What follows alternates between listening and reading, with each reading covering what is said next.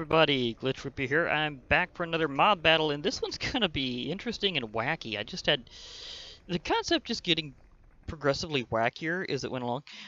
Thing is, somebody suggested I might do another fry cook battle, and we were pondering what would go up against the Ultramorph from the Aliens vs Predator mod, and so I just thought, why not? And then I just expanded that to let's just do a lot of the Thaumcraft related bosses, including Thaumic Potatoes 2 and like Thaumcraft 6. Thing is, I might be showing off some weird things at the end as to why certain things don't work. That does happen on occasion, but the rest should work out just fine. And might I add, the Ultramorph is very aggressive, so I don't even think I'll be needing to use my Mob Enrager. But look how it looks in your hand. This is a custom model. This isn't like a regular spawn egg, but for right now, it's not rendering in my hand. Like, you can clearly see stuff past it in that slot, but I do have it in position 1. It was rendering in my hand earlier, but for some odd reason, it just kind of stopped. I'm not sure why. Oh well, on with the show. We'll start off with the Ultramorph here. It has 230 HP and has an awesome looking model.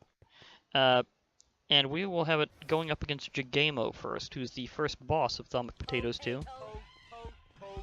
And he does regenerate, and he deals like twice the damage it does, but it's dealing damage more frequently. Like, really quick. And it, of course, does the classic run around and scream that the Xenomorphs do. And it does have leaps. You gotta remember, it has leaps.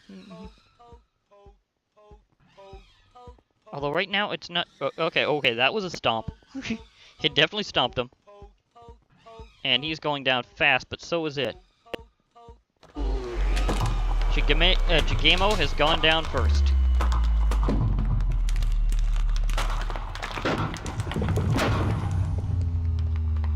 Thank you for that.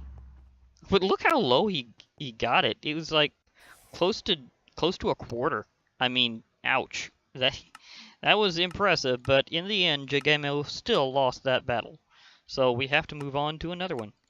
Now, the next one will be the second boss in Thaumic Potatoes 2. And as you can see, I was doing a little experiment over there with the Crimson Cult, so stuff happened.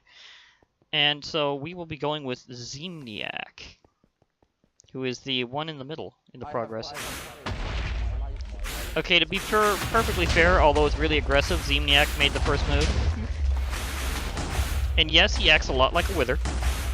Although he doesn't actually wither things, and he has some additional teleporting he does. After all, he fights with exploding potatoes.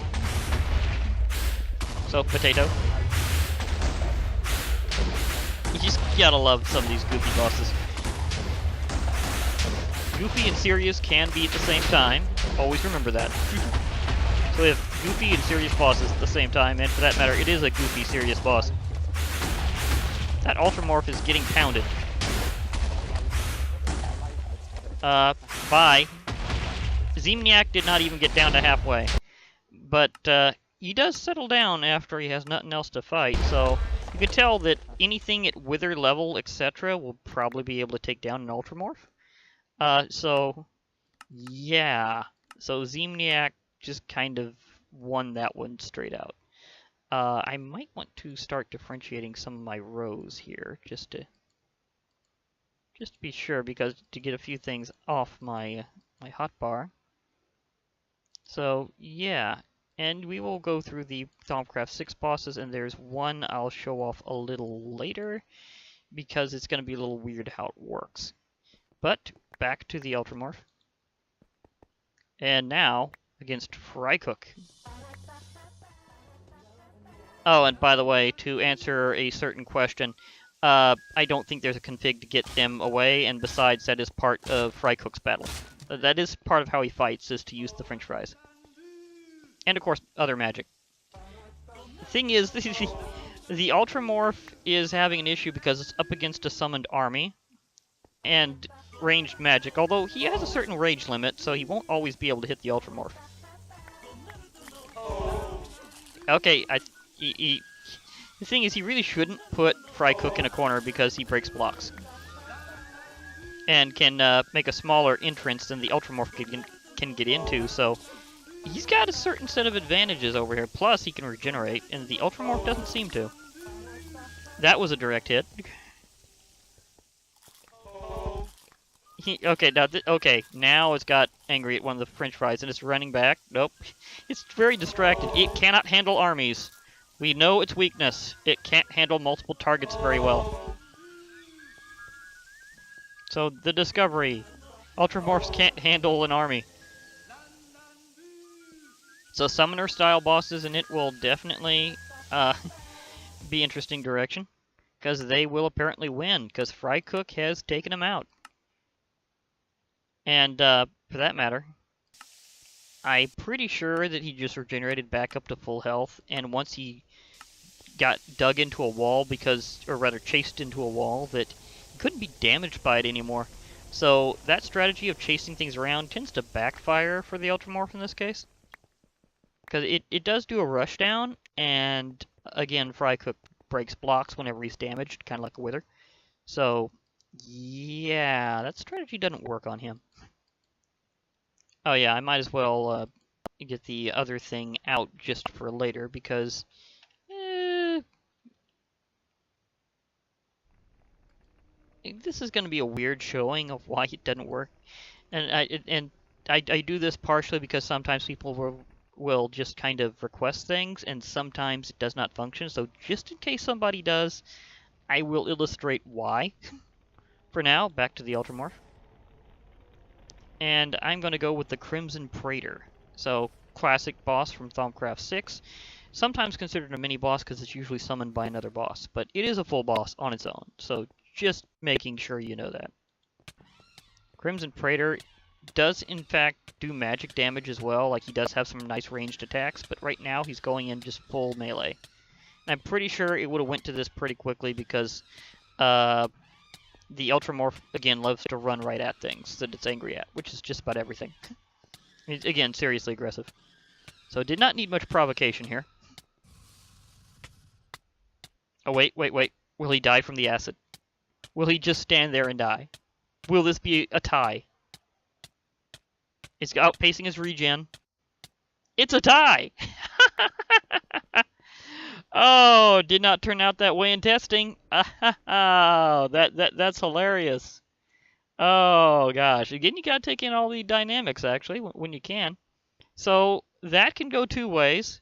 The Crimson Praetor can outright win, or he can wind up just standing in the acid and dying like a dope. So yeah, that was funny. I liked that moment. So let's continue with something else. We had ourselves a Crimson Praetor. Now it's time to go to another classic boss of the Eldritch. We have the Eldritch Warden, and as you could expect, he's also warded. So he's got shields. It is taking down his shield, and that's what that lower bar is. That's not health. That's runic shielding.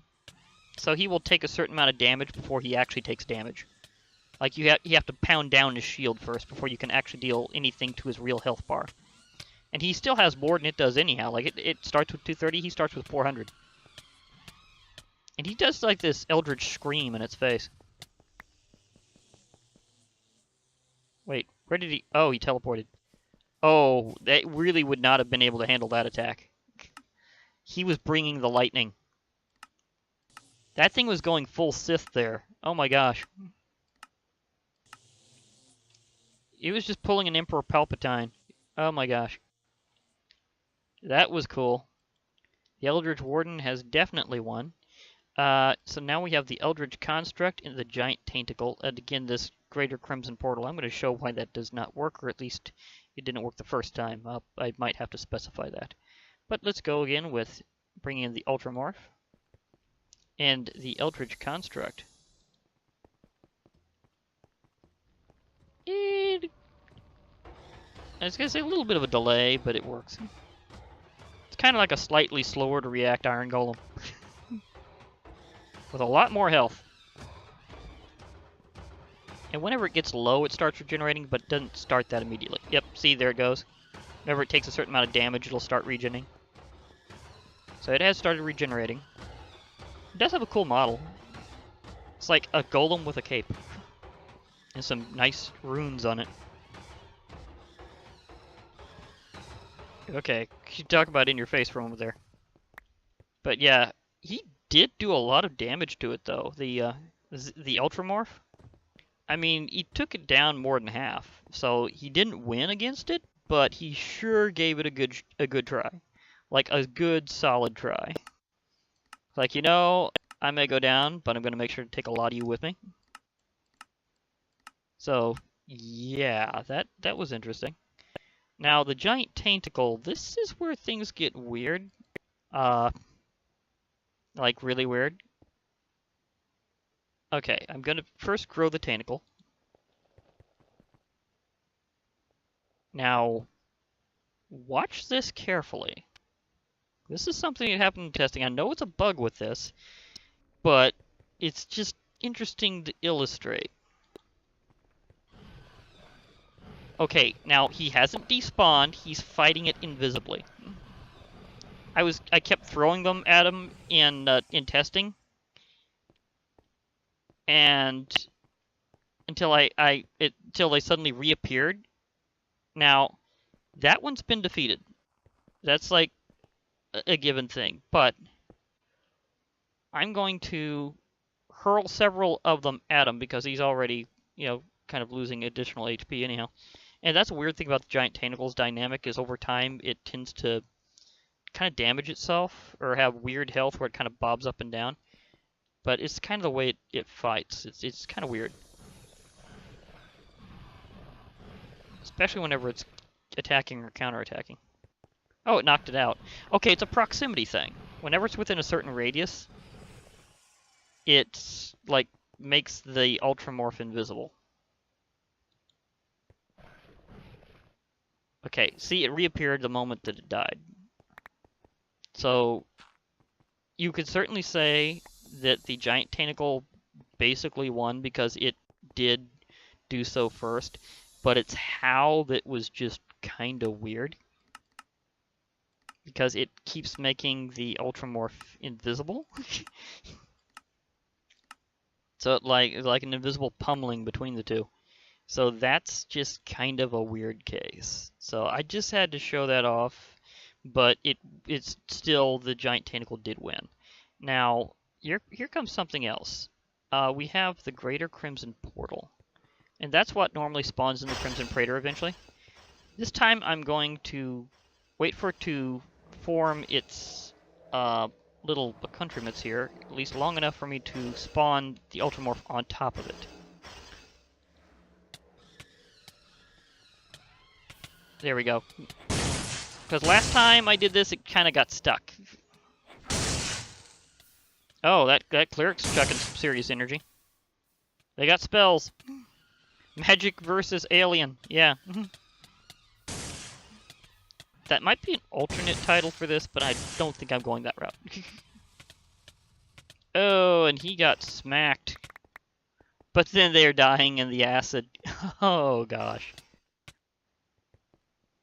But yeah, he didn't even get close. The army took it out. So again, it does not do well against anything that's like a summoner class.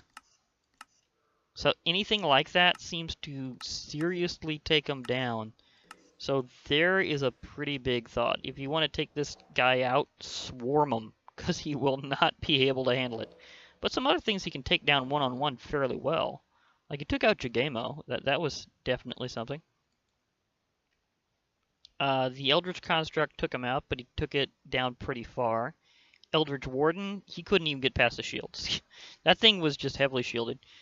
Praetor, it was able to make it a tie this round. They actually tied because the acid took him out, so he just stood there and took it. As I said, took out Jigammo.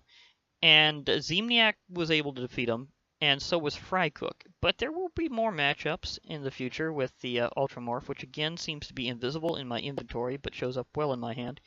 So I think I'm going to go out holding it, because at certain angles, it looks like I'm trying to kind of whip it around and like knock something around with it or something like that. It's like I'm trying to sling this thing around as a bludgeon. It's like, yeah, I'm just gonna, or even use it as a whip. Like just use that long tail as a whip, going.